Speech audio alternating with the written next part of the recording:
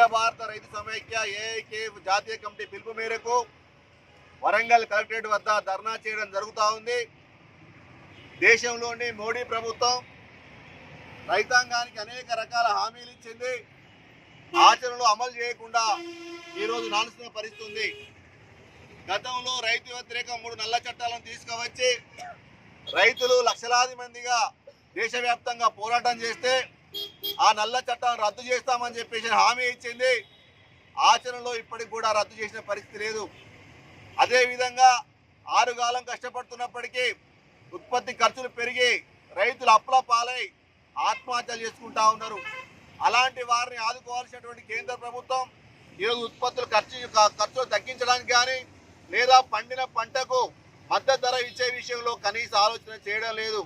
కానీ కార్పొరేట్ శక్తుల యొక్క రుణాలను మాత్రం లక్షల కోట్ల రూపాయలు ఈరోజు రాయితీలు ఇస్తూ మాఫీ చేస్తున్న పరిస్థితి ఉంది.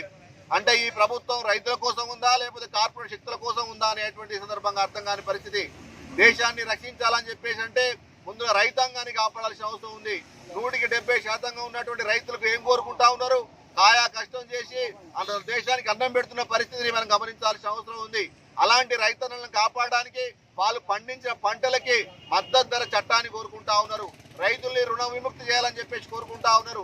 అదే సందర్భంలో మౌలిక సదుపాయాలు కల్పించాలని కోరుకుంటా ఉన్నారు. అలాంటి రైతుల్ని ఈ రోజు ఆదుకోకుండా ఎన్నికలలో అనేక రకాలైన మాయమాటలు చెప్పి ఓట్లు వేయించుకొని నేటికి కూడా స్పందించే పరిస్థితి లేదు. అట్లాగే రాష్ట్రంలో ఉన్నటువంటి రేవంత్ రెడ్డి ప్రభుత్వం కూడా 2 లక్షల రుణమాఫీ చేస్తా అని చెప్పేసి ఎన్నికల ముందు హామీ ఇచ్చాడు. రైతు భరోసా ఇస్తా అని చెప్పేసి హామీ ఇచ్చాడు. రైతుల భూములన్నీ కూడా రికార్డులోకి ఇస్తా అని చెప్పి హామీ ఇచ్చాడు. కానీ నేటికి 2 లక్షల రుణాలు అనేటువంటి మాఫీ కాని పరిస్థితి ఉంది.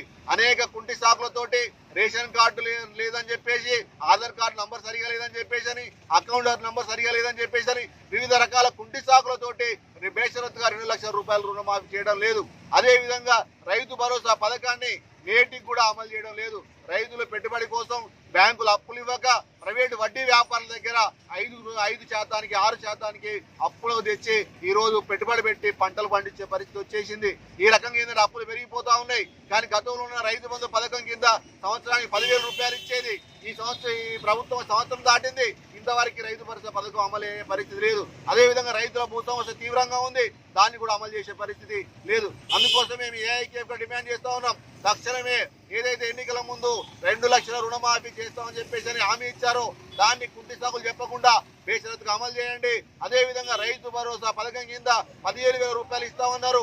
తక్షణమే రైతుల అకౌంట్లలో డబ్బులు వేయాలని చెప్పేసి డిమాండ్ చేస్తా ఉన్నాం.